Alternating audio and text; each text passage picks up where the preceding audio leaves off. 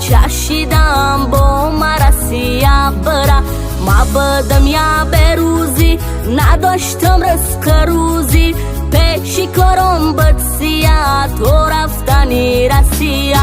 علم عملم کردن قریب کسلم کردن اخی رفتم راهی دور چشمی دشمن شوا کور پرشیده ایستوریا زندگی در رسیا راست دروغ گفتم دلی او رو سیفتم در خونه خزین جای خوابم بتاین سپیتس مردی کوری نسته وقتی سرخوری معاشم $500 سیفی پل در تگی سر اوچم کردم خبر سوز کنه خونه و در یک سال آدم شیدم ای کوچه ها جمع شیدم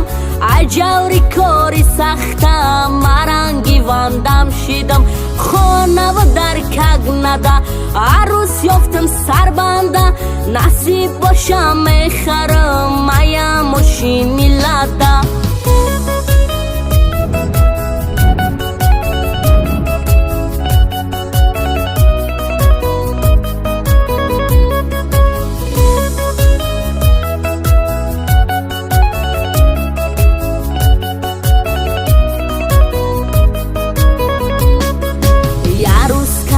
تلفن گفتم چای جون با تو قدیل گیر شیدم یعنی مزنگیر شیدم اوچم گفت ما تیارم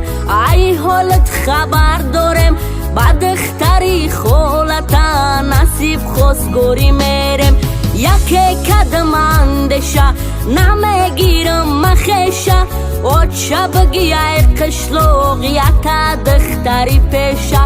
خلاصه عروس یافتن خاکی $1 بختن توی گذشت رستوران نام به نامی رسیا شکر بای بچه شیدم صاحبی دچه شیدم بعد یک سال جور جان و تای بچه شیدم شکرانه خونه آباد پدر مادرم شد خلق تاجیک زنده باد خلق تاجیک زنده باد شکرانه خانه آباد پدر مادرم شد خلق تاجیک زنده باد خلق تاجیک زنده باد